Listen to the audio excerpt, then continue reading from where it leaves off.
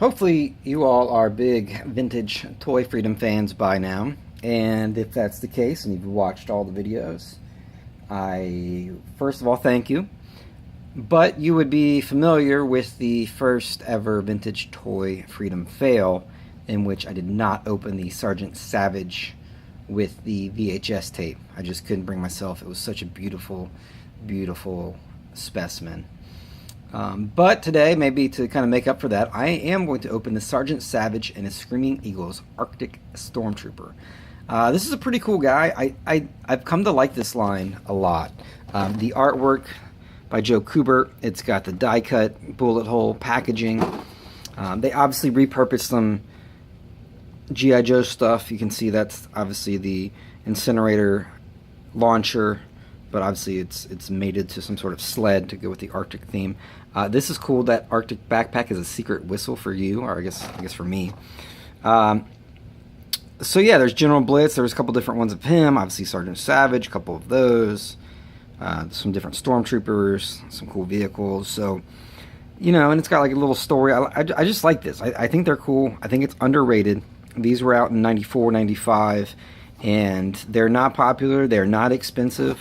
I got this guy for maybe $8 shipped. I've seen lots of these go, you know, 5 different carded figures go for $30. So something I definitely recommend getting into. I like it a lot more than, you know, most modern figures. They come with some cool accessories, some cool sculpts. So anyhow, we're gonna open this bad boy up. I'm excited about that missile launcher and that whistle for me. So it's nice of Hasbro. Wish there was wish they would have maybe had another, I guess that's a ice ball, I don't know. It says shooting catapult blaster. So I don't know, another ice boulder or whatever the case may be.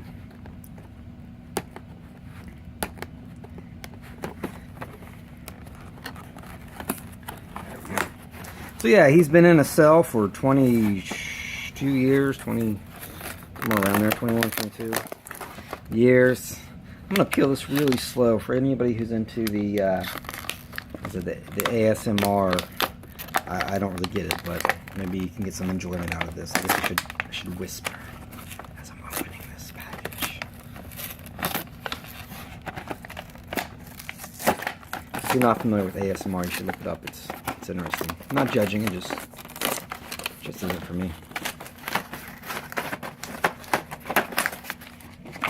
Oh, another thing that's cool about this, so if you have the Urban Attack Dynamite, you can get the decoder ring and decipher this code. Urban Attack Dynamite, I think I actually do have him, so maybe later I will decode this. Hopefully it's not telling me to drink Ovaltine.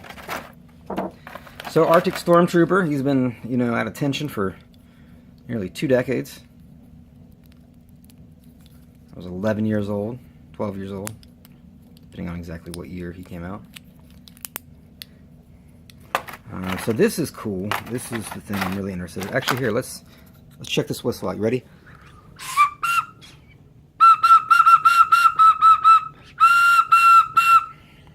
I don't think my dog liked that, but that's kind of cool. That's a weird feature. A backpack whistle. I've never seen that before. I wonder if it was reused. Some standard guns. Nothing too crazy. These accessories are kind of interesting because there's like a hole.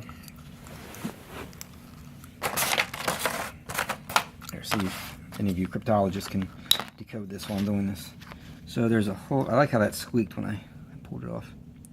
So that goes there, and then I think in his chest. And they don't stay very well. I have the other Stormtrooper who's just kind of a standard one. He's sort of like a cyborg. I guess I can flip this over. We can read about it. He's an Iron Army cyborg. So that goes into his chest. Anyway, and there's 2 others. One goes from his, you can see from his hip to, I think, does it go to his backpack? See, I don't know, that's the thing, it's kind of confusing. I don't really know where that's supposed to go. There's one on each hip. Oh, down on his boot, I see. So they kind of they kind of go like this, and then the one from his chest. It's like some kind of breathing tube kind of thing, I guess. But I don't know. So it's pretty cool when you can Joe Cooper actually illustrated the launcher. He's actually on the launcher, which is kind of interesting. I don't know how that works. This rubber band is very old. It's getting that kind of weird old rubber band color. Let's see here. I'm trying to see if I remember exactly how to connect this rubber band. Yeah, the ice ball's cool. It'd be nice if there was just two of them. I remember getting Incinerator when I was a kid. Obviously a very cool figure. But obviously, you know, losing the pieces, losing the rubber band. But if you have any spare O-rings, those O-rings work good as a supplement, or replacement, I guess. Supplement would be like with it. So, all right, so here we go. And yeah, it's made it to a sled, which is interesting. Not really sure how they modified that mold to get that on there.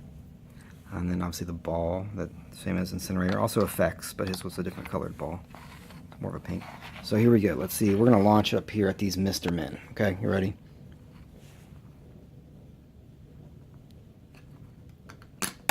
Okay, well that didn't go anywhere close to them. I bet if I put a GI Joe O-ring on there, it would go a little bit farther because that rubber band's very worn out. Yeah, it does not have much lift. I wonder if he can actually go on there.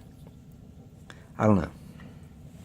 I don't think so. I'm not really gonna try. I don't really see how he could fit on there and launch. But anyway, so yeah, it's kind of cool. It's like an ice sled. There he is. He's got a rifle. He's got a pistol. He's got those little tube things. And I don't know. Yeah, I think it's a cool line. You know, I'm gonna. I guess I'm gonna clip out his file card. Maybe save the card back. I don't know what I'm gonna do with that. But if you're looking for something new to get into, if you're like me and you're really close to completing your loose 82 to 94 GI Joe collection, and you want something else cool to get into that's very collectible and very affordable, I recommend the Sgt Savage line. So thank you for watching. I would say Yo Joe. I don't know if that's something that Sgt Savage says, so instead I will just be I guess a capitalist and say collect us all. Thanks for watching.